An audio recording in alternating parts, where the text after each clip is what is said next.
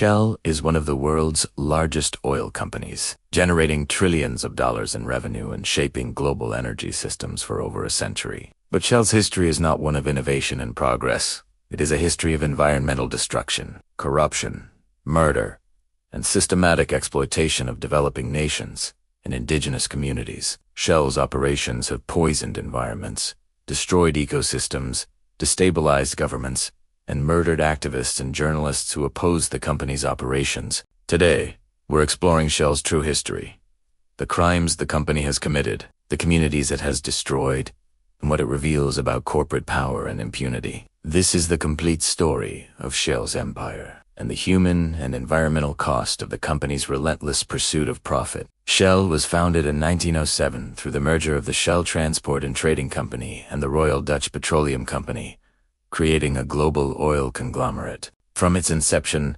Shell was designed to exploit oil resources in developing nations and colonial territories controlled by European powers. The company expanded rapidly across the globe, establishing oil operations in Nigeria, Indonesia, the Middle East, Latin America, and Africa. Shell's expansion was enabled by colonial power structures that allowed Western corporations to exploit resources in developing nations with minimal regulation or accountability. The company's strategy was to identify oil-rich regions, extract the resources as quickly and cheaply as possible, and leave environmental destruction and social chaos in its wake. In Nigeria, Shell became the dominant oil company, extracting billions of dollars worth of oil while devastating the Niger Delta region and the Ogoni people. Shell's oil operations in Nigeria's Niger Delta caused massive environmental pollution, oil spills, gas flaring, and ecological destruction that made the region uninhabitable. The Niger Delta was transformed from a fertile agricultural region into a toxic wasteland polluted with oil,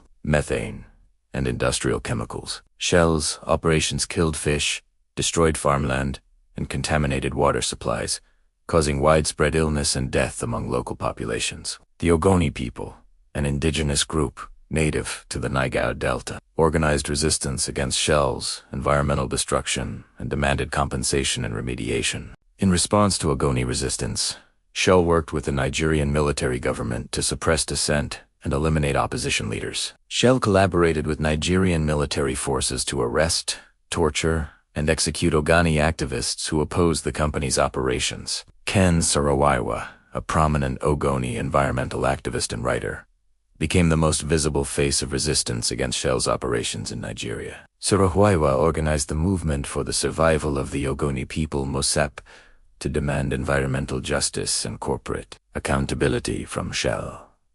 In 1995, despite international pressure and protests, the Nigerian military government executed Saro-Wiwa and 8 other Ogoni activists. Shell's role in Saro-Wiwa's execution is documented, with evidence showing the company provided financial support to the military regime and collaborated with authorities. The execution of Saro-Wiwa became one of the most high-profile corporate-backed murders of an activist and revealed Shell's willingness to eliminate opposition violently. This moment is crucial because it shows how corporations can use government authority to murder activists and journalists who oppose their operations. If you're watching this and you're thinking about how important it is to hold corporations accountable for their crimes and demand justice for victims, like this video to show that corporate accountability matters. And subscribe because we're exposing how corporations commit crimes with impunity. Shell's environmental destruction extends far beyond Nigeria, with the company's operations devastating ecosystems across the globe. In Indonesia, Shell's operations caused massive deforestation, wetland destruction, and pollution of water supplies affecting millions of people. In the Amazon rainforest, Shell's oil operations have caused similar environmental devastation, destroying ecosystems and threatening indigenous communities. In Tiarcti, Shell's oil drilling operations have risked catastrophic environmental damage. If spills occur in one of the world's most fragile ecosystems, Shell's operations in all regions have followed the same pattern. Extract resources, cause environmental destruction, deny responsibility, and use political influence to avoid accountability. The environmental cost of Shell's operations is estimated in the billions of dollars, with ecosystems damaged beyond recovery and populations facing generational health effects. Shell's pollution has caused widespread cancer, respiratory disease, and birth defects in communities near the company's operations. Children in Niger Delta communities have higher rates of cancer and respiratory disease than any comparable populations globally due to Shell's pollution, but Shell has systematically denied responsibility, funded studies to dispute health effects, and used lobbying to prevent regulation of its operations. Shell's corruption extends to bribery of government officials, politicians, and military leaders in countries where the company operates. The company has paid billions in bribes to government officials to secure oil exploration rights and avoid environmental regulation. Shell's corruption has destabilized governments and enabled authoritarian regimes to consolidate power and suppress dissent.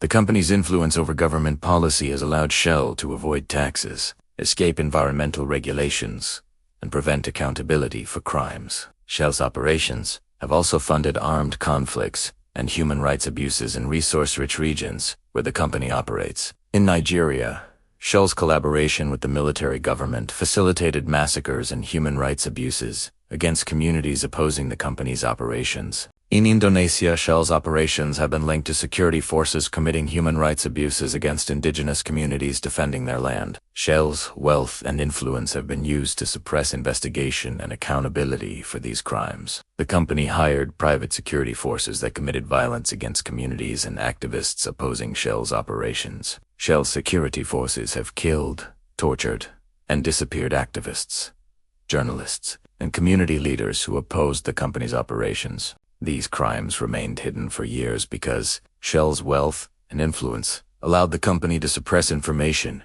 and prevent accountability. Shell's transition to renewable energy and climate commitments are public relations efforts designed to rehabilitate the company's image while continuing oil operations. The company announces renewable energy investments while expanding oil and gas exploration in new regions. Shell's climate commitments are carefully designed to appear substantial while maintaining the company's core business of extracting and selling fossil fuels. The company has used its massive profits to fund climate change denial and lobby against climate regulations that would reduce oil demand. Shell's political influence has delayed climate action globally by decades through lobbying, funding, climate denial, and manipulating policy. The billions Shell spent on climate denial have contributed to delayed climate action that has cost the world trillions in climate damages. So here's my question for you. Should corporations be allowed to operate in ways that poison environments and murder activists if the government approves?